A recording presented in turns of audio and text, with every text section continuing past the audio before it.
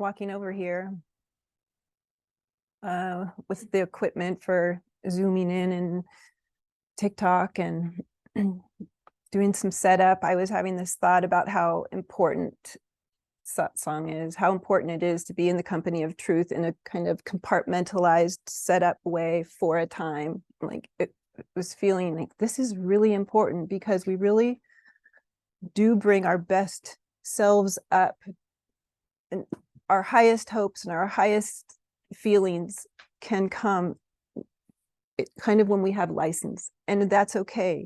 Like part of this process, it seems like, requires a time where we can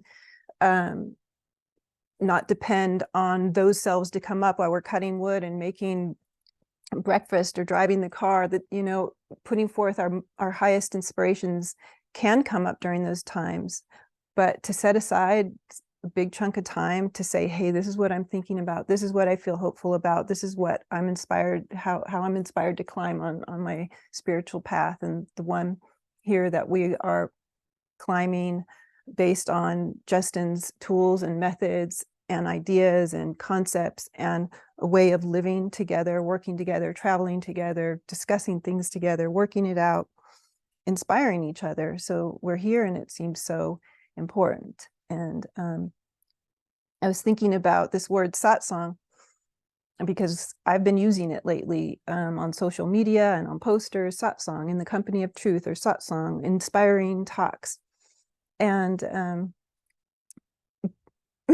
but it reminds me of something, like, you know, when you're in a foreign country and you might say, how do you say such and such, your English word? And they might just like try to think of something. Like Genevieve the other day, she's teaching us some Italian words, and it's like, how do you say such and such? And, let me see, like in another language, there's a different way of saying something. It's not going to be this word equals this word.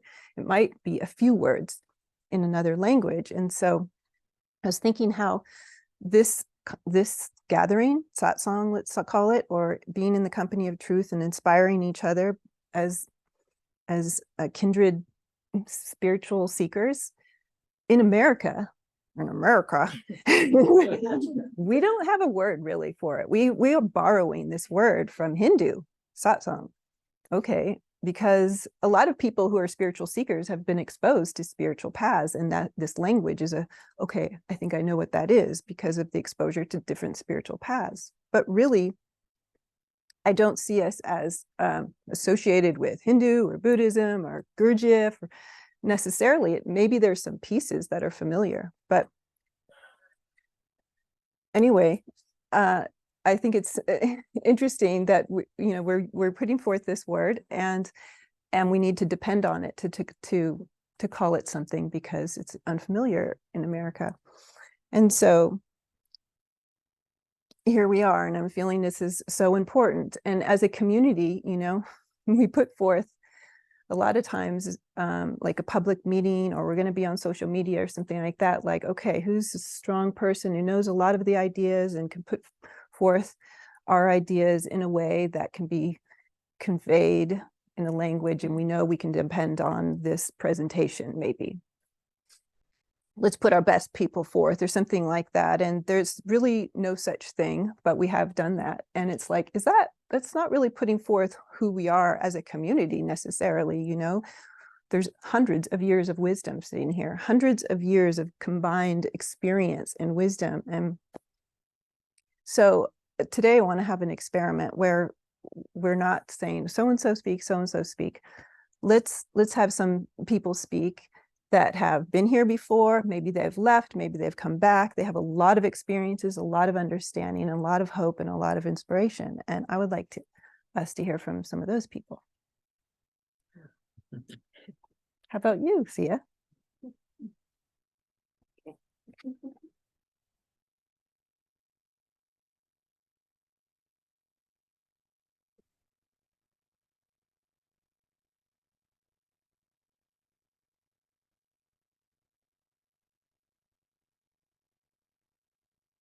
Oh, whoops, under the...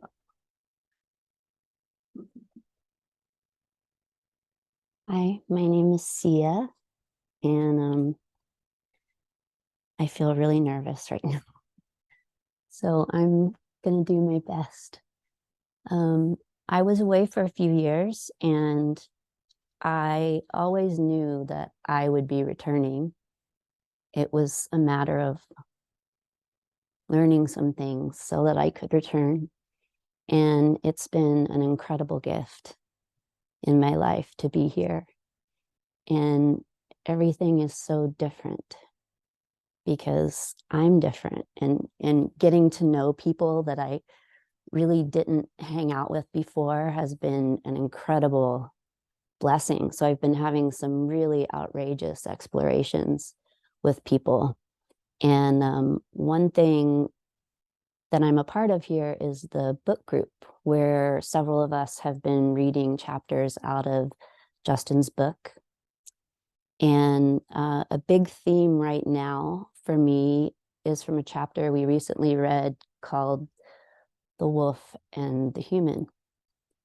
And the concept that I've been exploring with people is we did this experiment where the assignment was, okay, let's just try and give 1% of that wolf to the human, just 1%.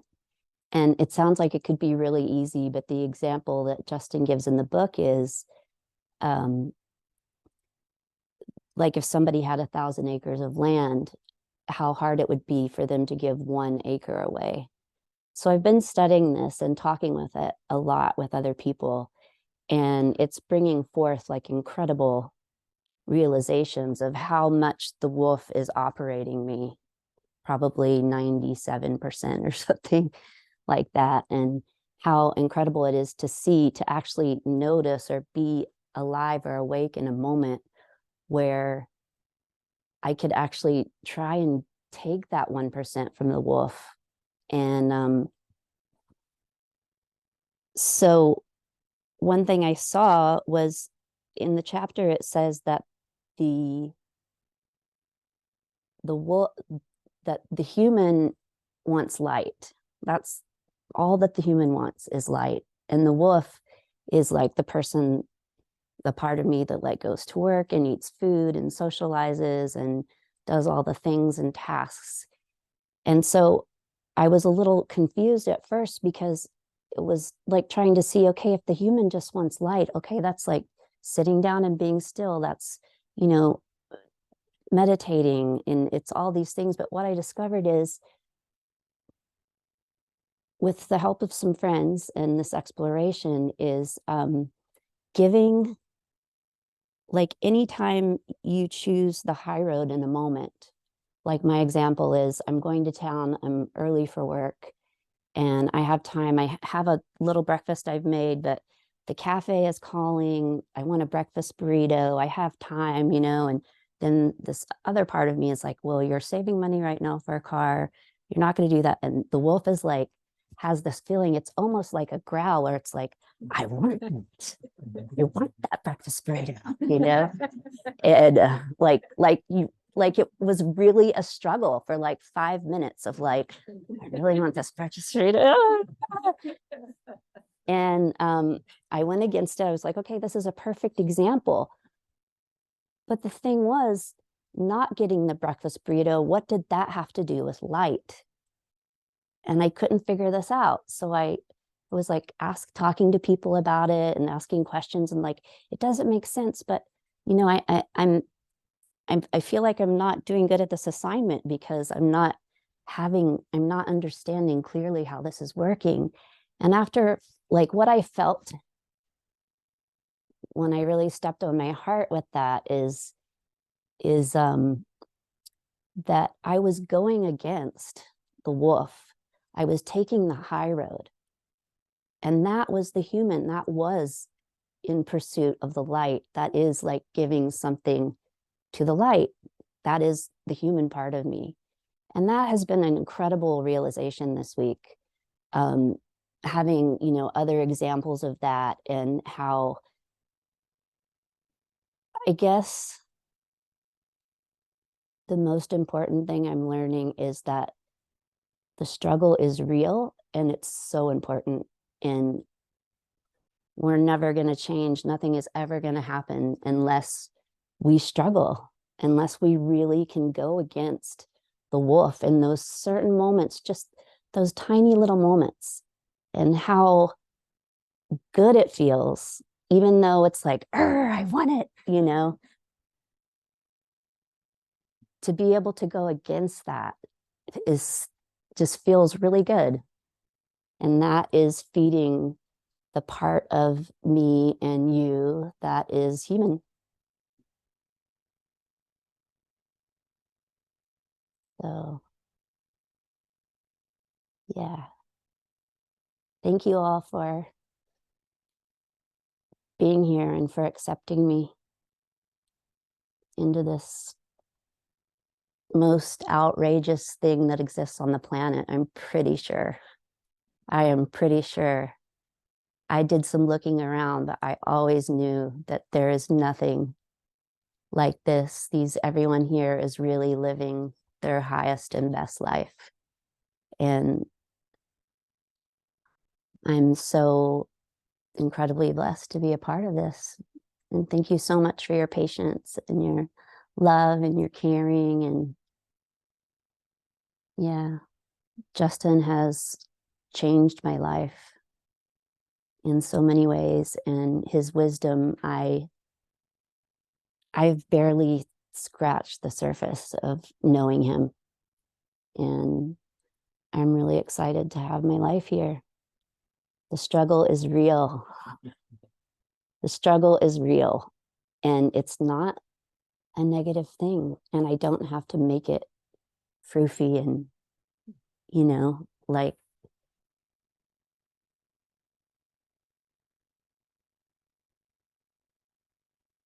yeah, that's what I have to say today. Oh, oh yeah. Not used to being like.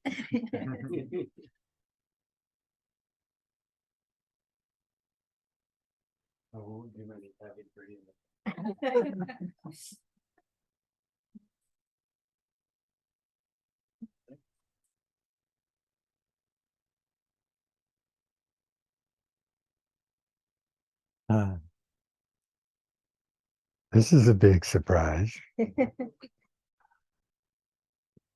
Uh,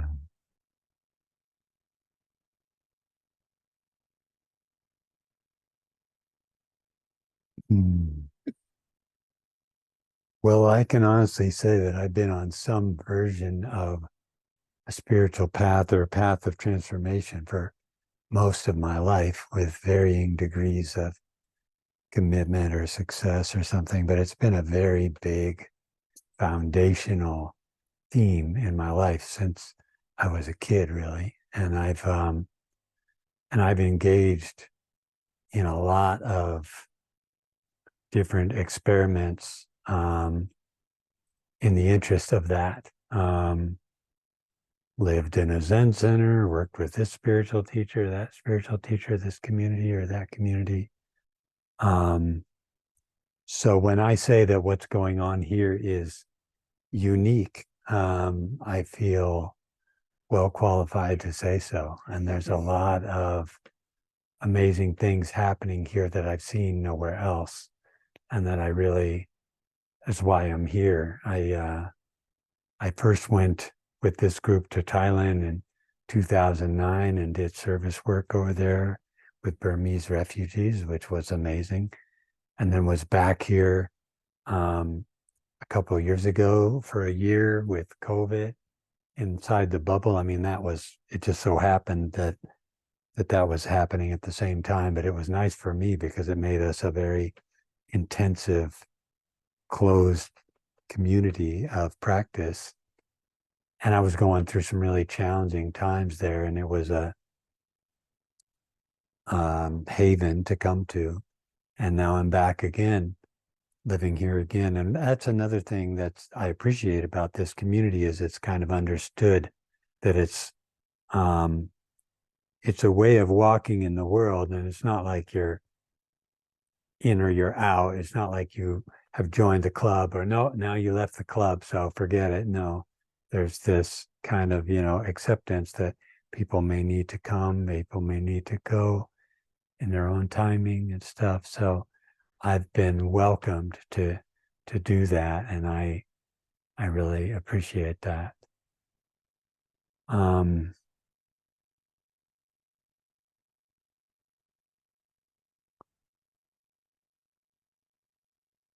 One thing that really is unique and important to me about what happens here is the feeling of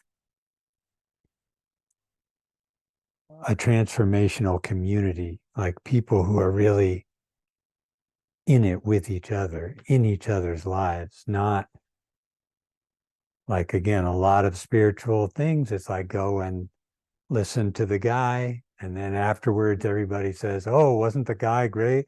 Yeah, the guy's wonderful. We all love the guy. And that's kind of, as far as it goes, it's kind of like we belong to the same club. It's like it's kind of like the equivalent of following the same band or enjoying the same movies. It's not, it doesn't transform the way that the way that you do daily life and who you do it with and how you do that. Whereas, people here are not afraid to get up in each other's business in service of the truth, which I really appreciate. People, I mean, it's no coincidence that I was deeply involved with a community called Radical Honesty. And around here, there's a lot of that. There's a lot of people just saying, here's what I'm feeling, here's what I'm thinking in regards to you right now, even if it's uncomfortable. And I'd much rather be with a group of people who are more committed to the truth and pursuing that together than they are to staying comfortable. Because most of the world is committed to staying comfortable one way or another. That's, when it comes down to it, it's like, let's avoid the difficult stuff. Let's not ruffle each other's feathers. Oh, yeah, you're doing good. Boo, boo, boo. We'll prop each other up. And, that rings hollow for me. That just like, it feels like we all know that that's bullshit, really. We know that we're making small talk or talking about the weather instead of something that's really important.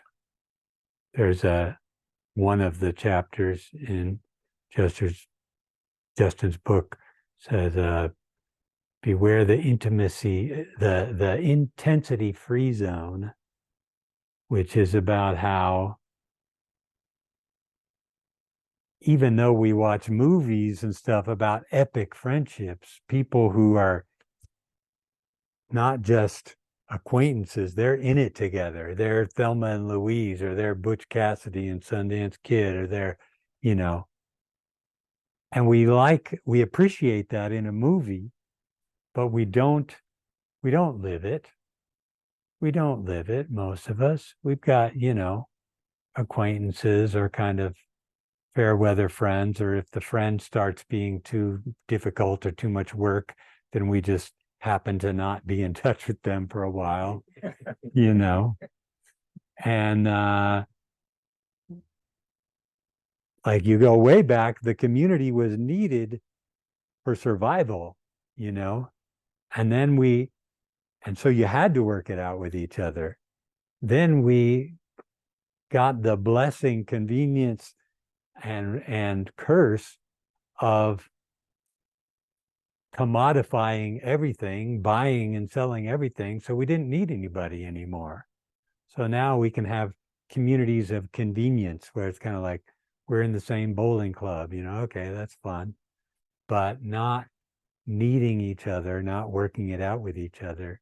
Whereas here, and I think like the community 3.0, if you will, the 21st century community needs each other, but not for physical survival, but because they know they're up to something big together, this transformation. And the transformation can't happen by yourself. Like the song that we listened to said, I can't do this by myself. this transformation has to be a team sport, and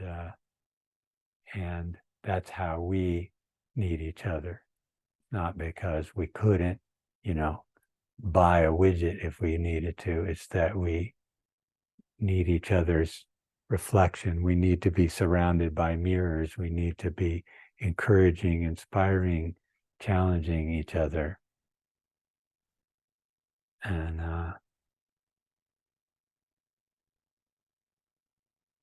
I'm grateful for that.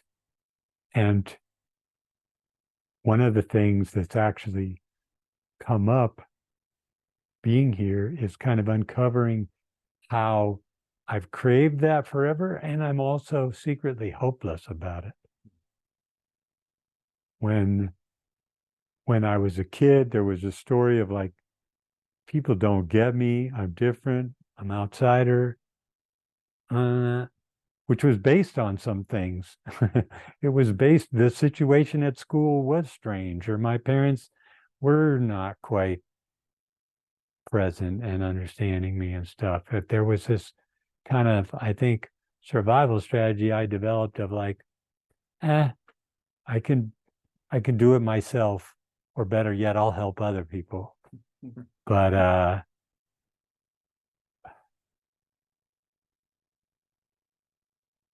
I just won't count on much. I just won't expect much from other people. It's easier that way. I won't be disappointed. I won't be embarrassed. I won't stick my neck out and look silly,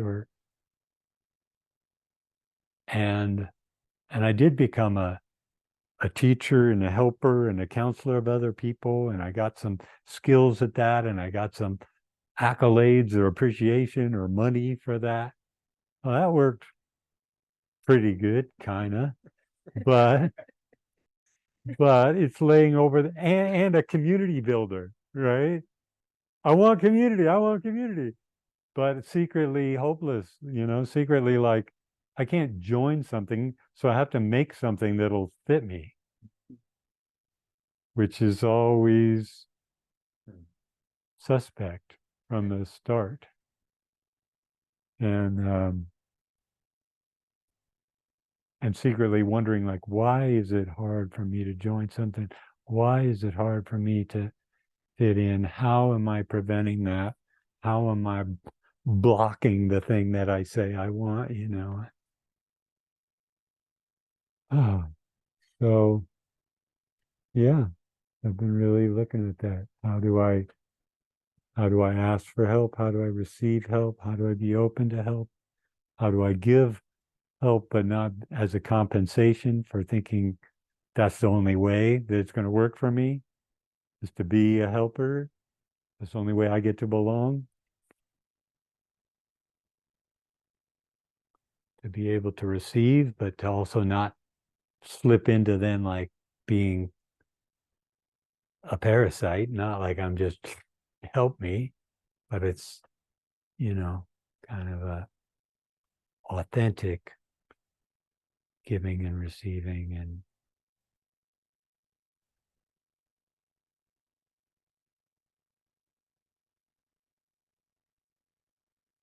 And that's challenging for me. And again, I'd rather be with that discomfort of how that's challenging for me than be comfortable. It's a much better kind of discomfort, productive, growthful discomfort, than a phony comfort of avoiding that whole inconvenient truth and uncomfortable topic.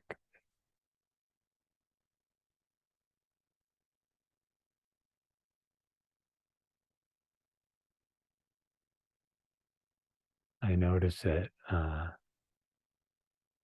even now, where I'm like trying to do a good job of talking.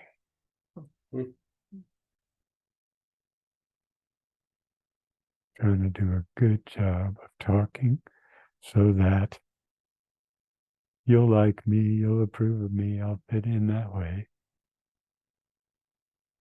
as opposed to being present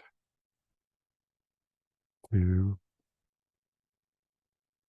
the gratitude that I feel for receiving your attention and receiving the support that I've been getting around here,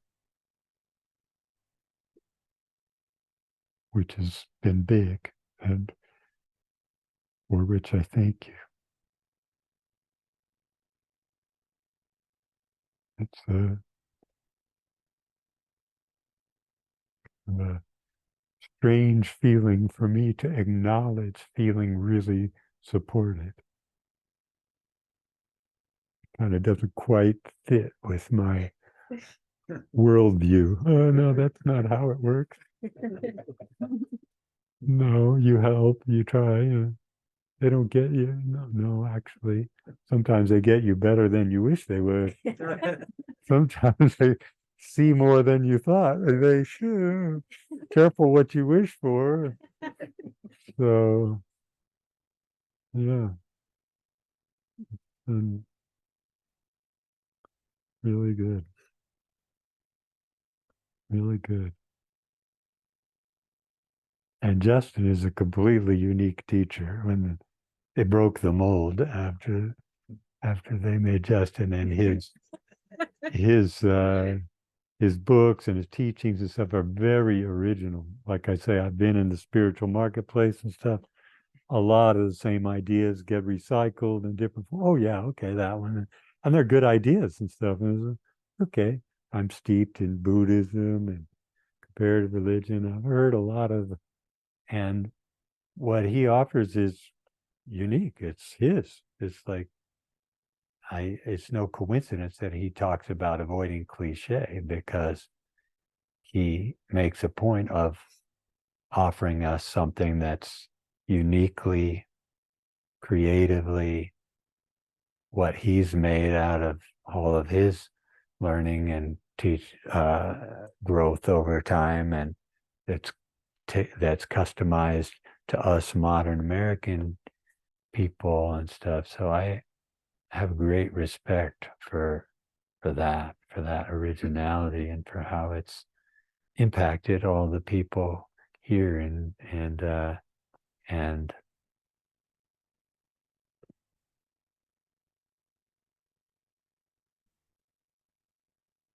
I sometimes find him intimidating, but that's part of the inquiry. It's kind of like, oh, well, how am I scaring myself right now? Or how am I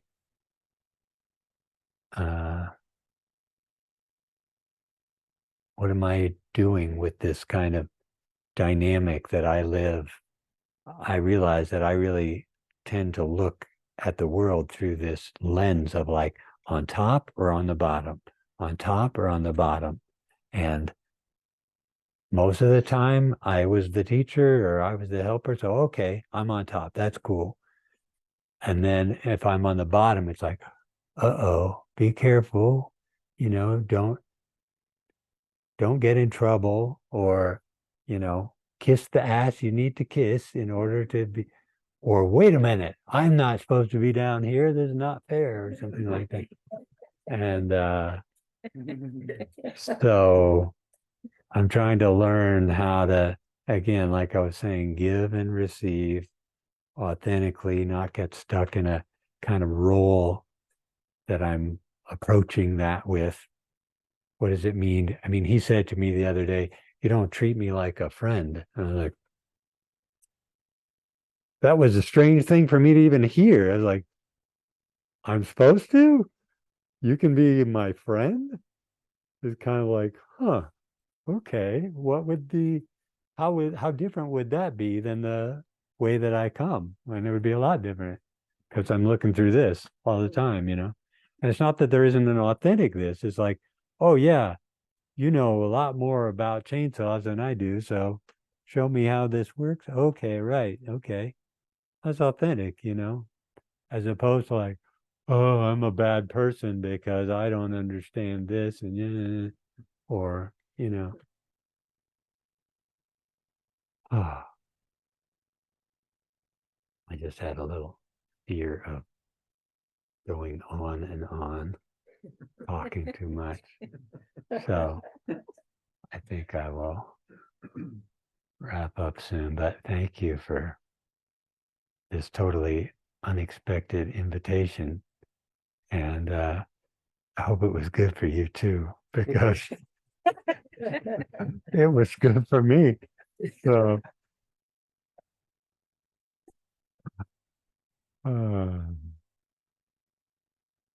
thank you again for all the support that you've been giving me since I got here a few months ago. And thanks to Justin for supporting you and supporting me and supporting.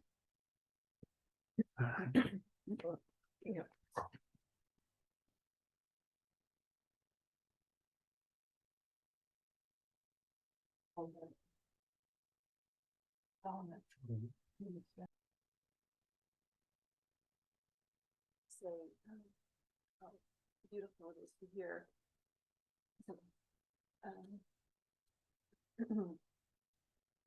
Seeah and Haber speak. And I was thinking about how, like this week I took a walk with Seeah and was thinking about when I got back. I was so inspired about the things that she was talking about, and how some years ago we spent some time together, and I mean we have some good laughs about some moments that happened in the past, like just funny things of personal style, like differences, and also just memories that of just kind of working it out with Seeah. And I used to joke with her about her having a lot of airtime, like when she's not there, like just funny moments. I don't know if I've told you that actually.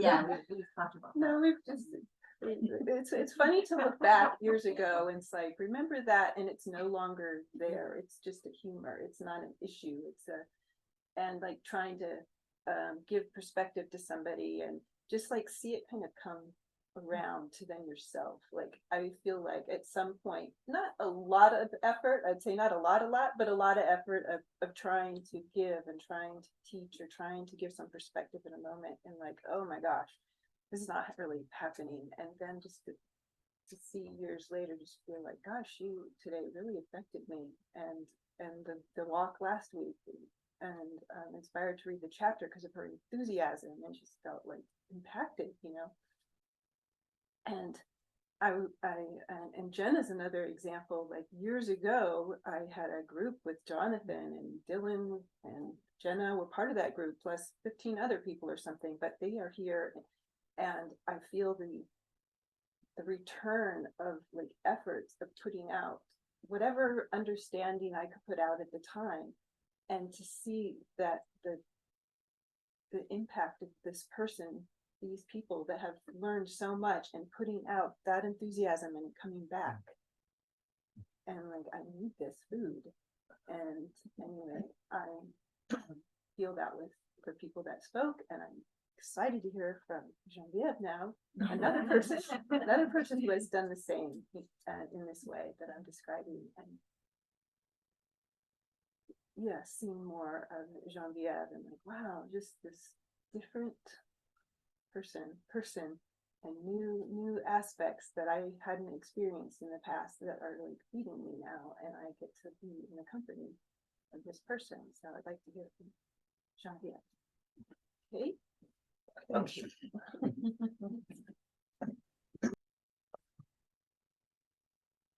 Well, can't keep doing the things you've been doing.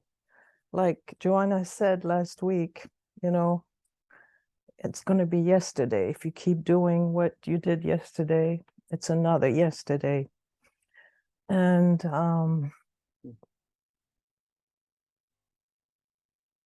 embracing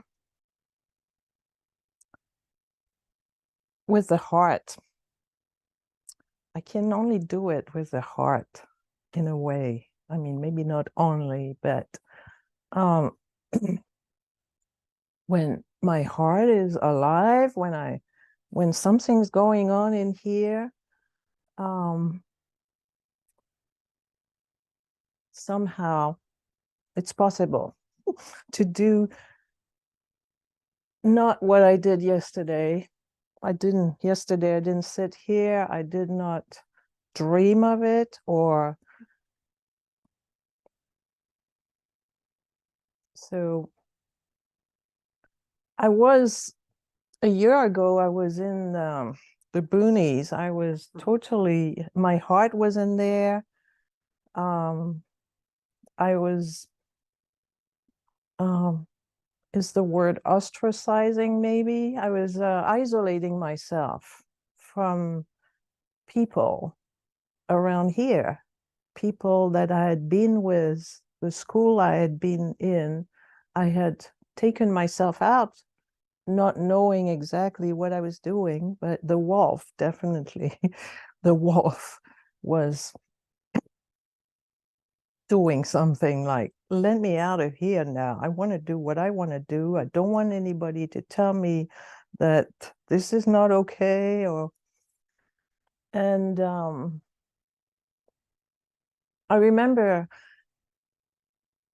a precise moment when I was walking on the driveway where I live and feeling it can't go on like this. I can't continue like this. It's like, it was a type of, my heart wasn't, I didn't feel it. It was in my head, a lot of talking. I do a lot of talking to myself. But I felt, God, my heart is starving for something. And I think that led me to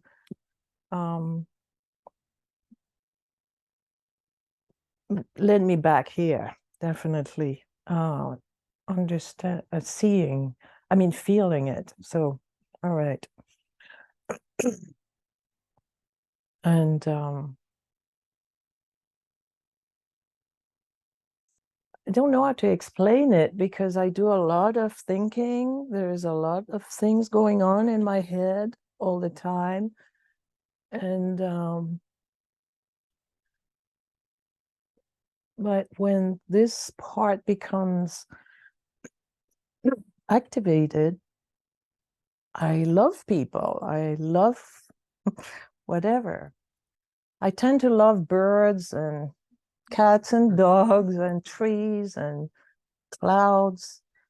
It's kind of easy, but loving people, and it's different because they talk back at you, they question you.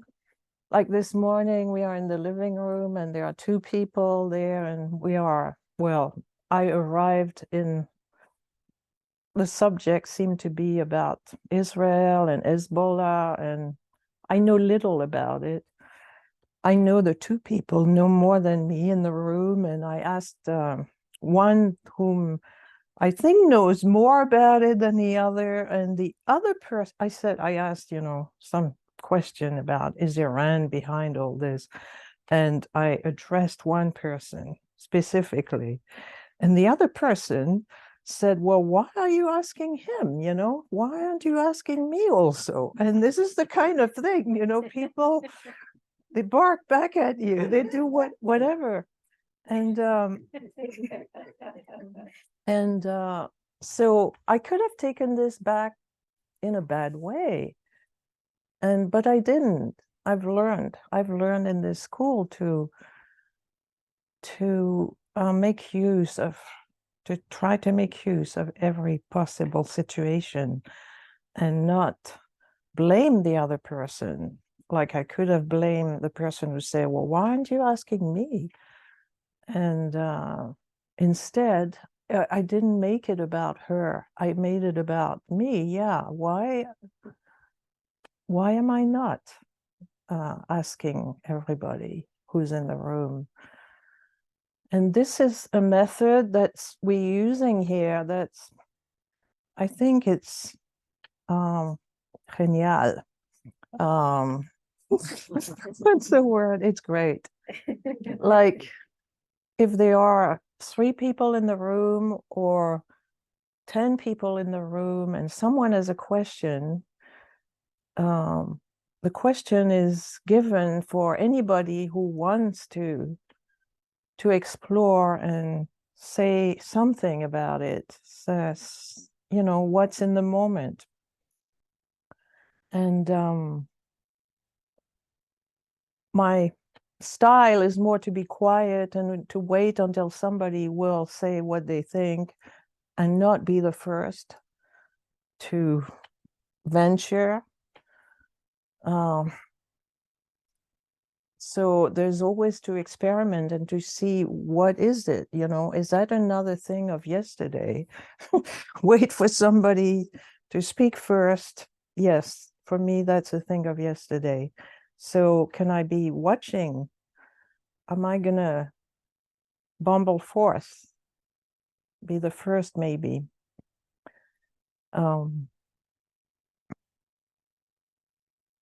And it doesn't have to be about talking or, you know, talking about a subject. It could be initiating some project, or it could be as simple as, well, yeah, I'll do the setup tomorrow, and not wait for somebody else to start, to say, yes, we need some people, but to go for it, because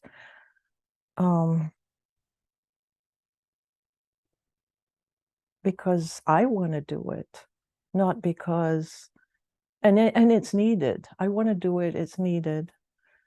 And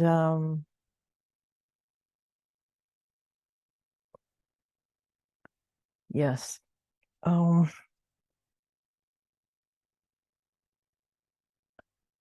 There are here some great teachers. I mean, Justin, we talked about him. He's amazing. Like Tabor said, you know, friendship. He's a teacher, he's a friend, he's so much.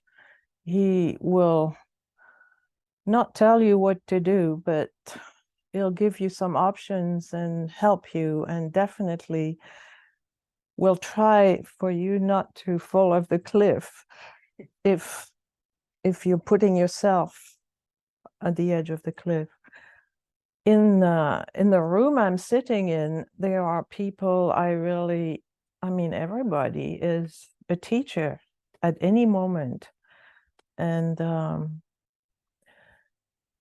each person is, you know, maybe they are exploring something and they are actually giving a lot of their time and thoughts in some very specific thing they are learning, and they pass it on. They pass it on in a way that is relentless. I have some example of Dylan, for example, yeah, where it can be anywhere in the garden. She's cutting a bush and I'm coming and saying, you know, oh, you're cutting all that bush, the whole of it, you know, like, and then she'll look at me, or she won't look at me, and she'll say, maybe she'll make a noise like she knows, because she's already told me about this thing that I do, which I won't say what I'm thinking, really. I won't say, well, I don't like it that you are cutting this whole bush. I will rather go around the bush and say, I wasn't planning that, and say, you know, why are you cutting, Mama? Anyway, and yeah, because it's safer somehow to say, it's safer to beat around the bush than it is to actually say what I'm thinking. And keeping, you know, you have to be able to take challenges here. And yeah. And you know, sometimes it looks funny, sometimes it looks sad, sometimes I beat myself for what I did or what I said, and sometimes not. And the sometimes not is great. And it's, yeah, because beating oneself up is, it doesn't take, it's not the warrior way, it's not that's not the way to go. And Conway has some very gentle ways for me, like he says, do you know there's something you're doing there? He'll bring something in a way that will cause, I will say, okay, something so gentle in looking at myself, I mean,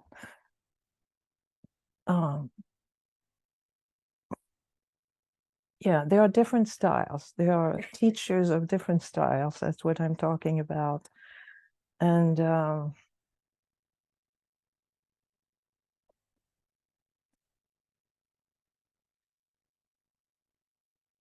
I cannot give you, each of you, I cannot give you my appreciation of it, but I really,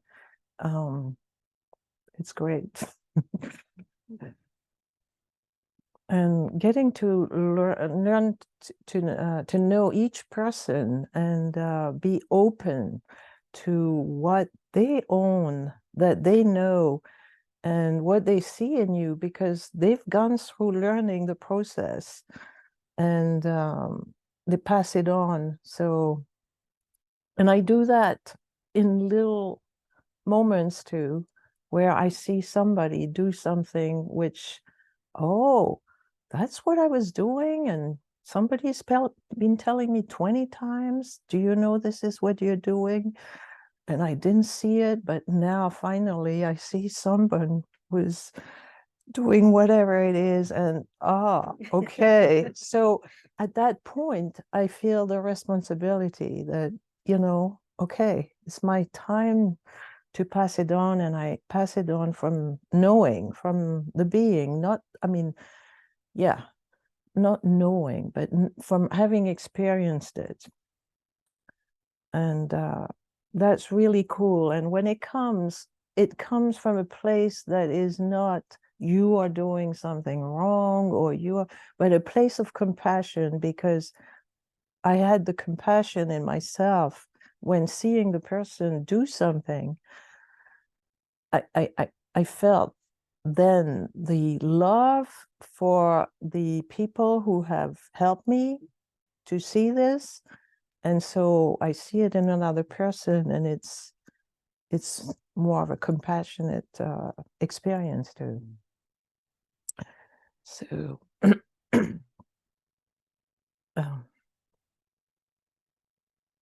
are you going to ask someone else to talk, or? Yes. Yes? Okay, good. So How about passing the mic to Tricia? yes. I'm not glasses.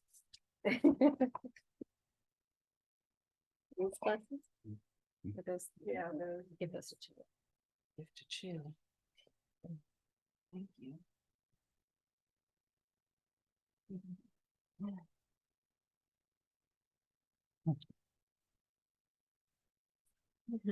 Sorry. I didn't think it was gonna happen.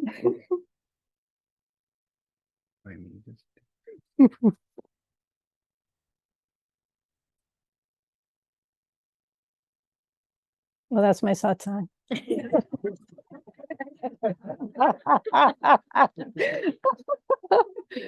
And only I can say that because I know I have a big heart, and that's one of the things that I'm trying to appreciate in myself.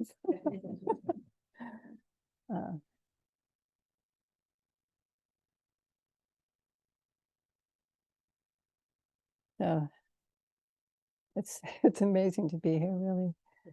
And oh my gosh, I could feel the shaking coming on. Whew.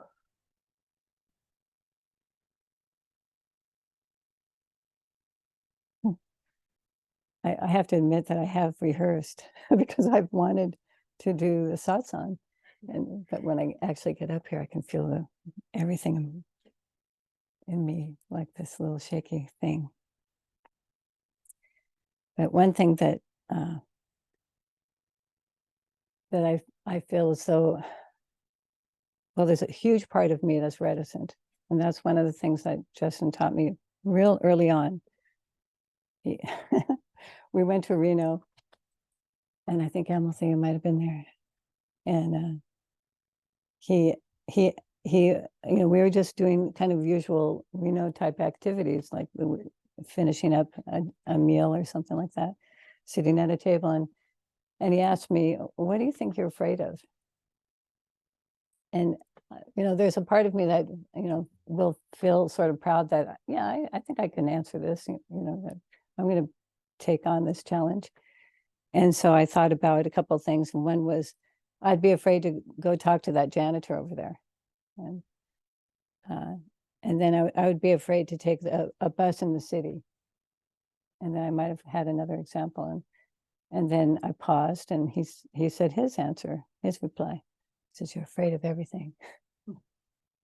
And if, when you first hear something about yourself, that could be a little different than how you might think of yourself. But you hear from someone you love, and that things that they've told you before has been true, then it's a challenge, and I have to verify for myself how that's true, that I'm a reticent person. And so I find myself loving a character, and I'll tell you who the character is, some of you know. Besides some of you here who manifest those characteristics, is Shirley Valentine.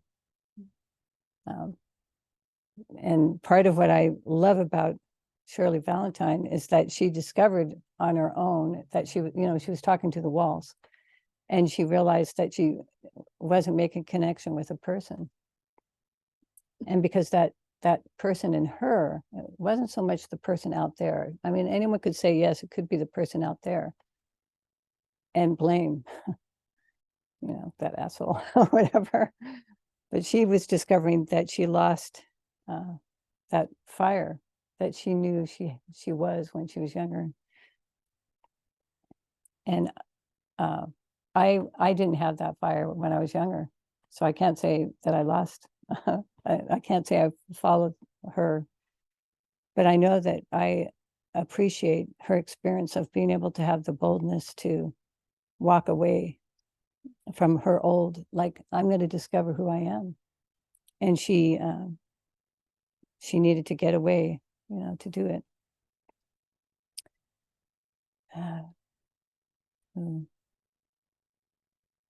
So there's a part of me that struggles between those huge things, being reticent and wanting to take some bold steps. And I realize that it is about the tiny steps. It's about, like what Seeah was talking about, seeing that here's this, if I can stretch just a little bit, like see that, okay, the wolf is right about to grip me and operate me. And for me, the wolf would probably be to hide or to avoid, because that's what someone who's reticent would do. And so anytime that I can make a little step, just a tiny step, and make a friend or talk to somebody, confide, then it goes, then I know that that's a little bit more like Shirley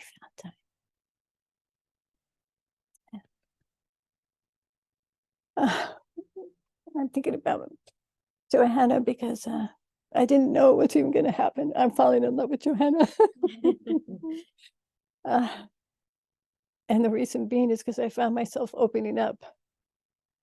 And as I opened up just a little bit, and I thought, oh, I don't want to give her my PPR, my problems, plans, or relationships, But she was so there for me. She was so present, and she helped me see some different perspectives, and how it goes when you can have a chance to go from this narrow place to, oh, there's another perspective, and oh, you know, maybe this is another way to look at things, and it can be freeing and liberating. And I think part of it too is there's something that happens in the heart when you open up with someone, and that you start to take in that support.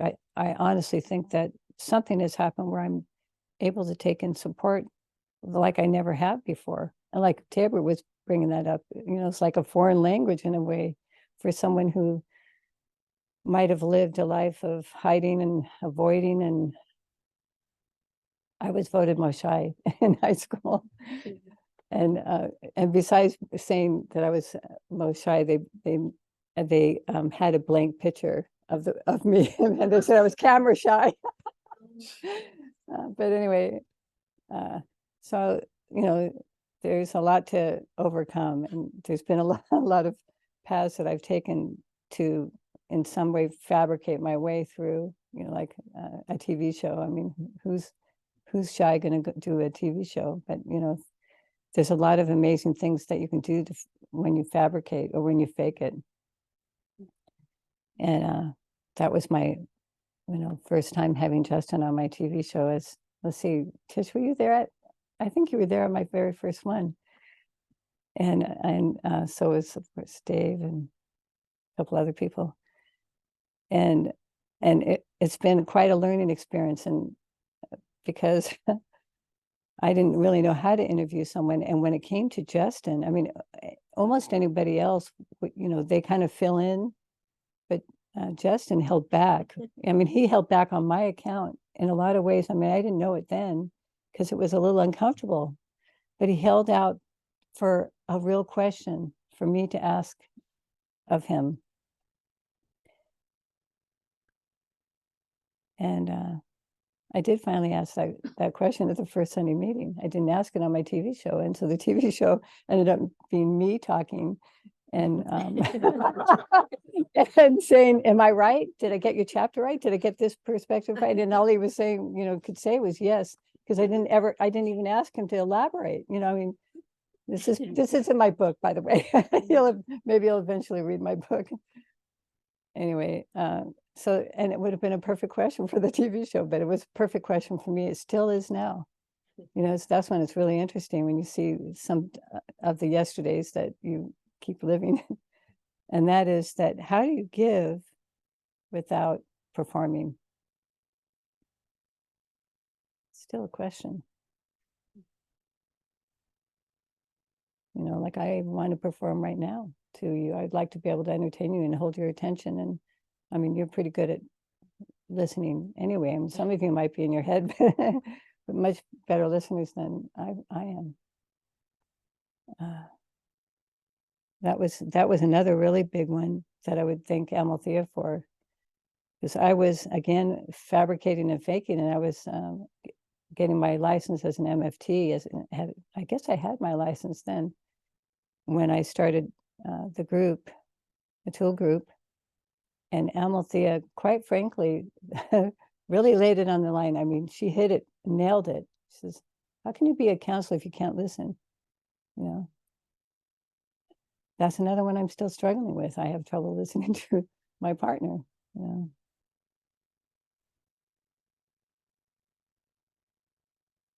But bit by bit, something, you know, just knowing a little bit about myself, knowing that I do like to talk and take over the conversation, to feel okay about myself, or knowing just these little pieces, indulging in poor me, and being able to have a moment where maybe I can hold back.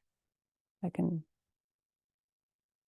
put myself on the shelf and listen to somebody else and learn something. This journey has been, I wouldn't want to be anywhere else, even though it is uncomfortable, like a couple of us have said. And it does cause me to shake, to be even in front of you, because this is a stretch. And that, I think the shaking is maybe going against something, like I'd rather be hiding. Even though there's also some things I really want to say, you know.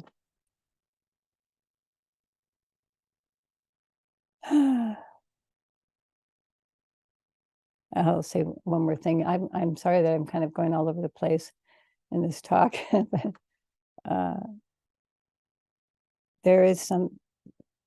I was a person who my brothers had taken me to a party, and they had me try out, smoking marijuana for the first time, and I don't for some reason I didn't I probably didn't take it in, the puff, like really take it in.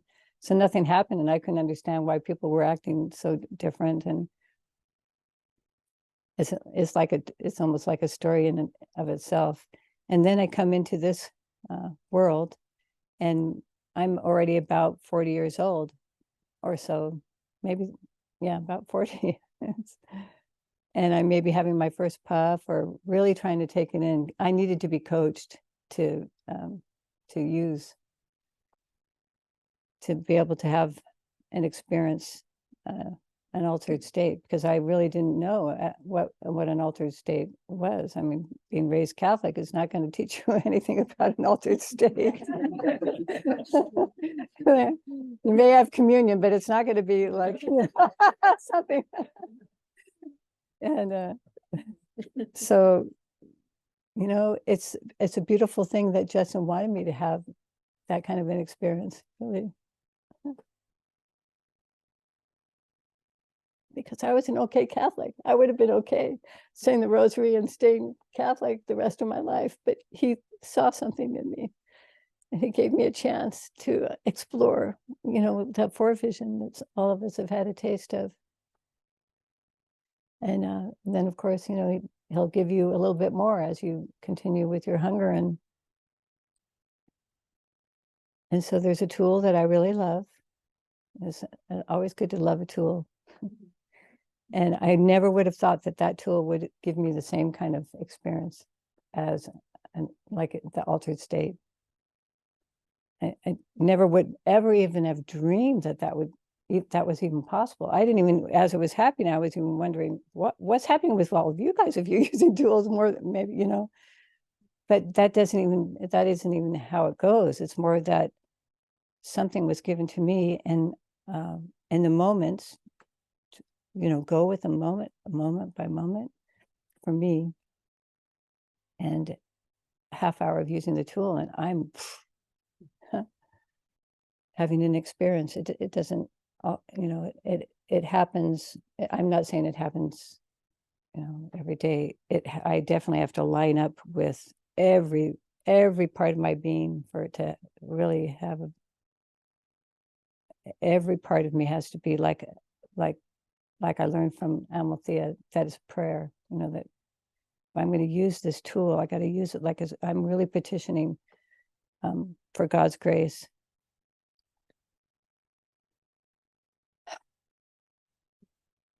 Okay, I think that's what I wanted to say.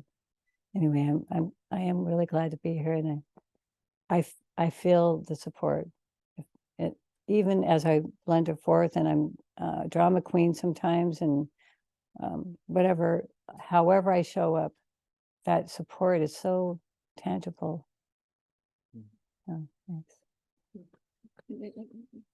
Oh yeah, you think I'd learn that?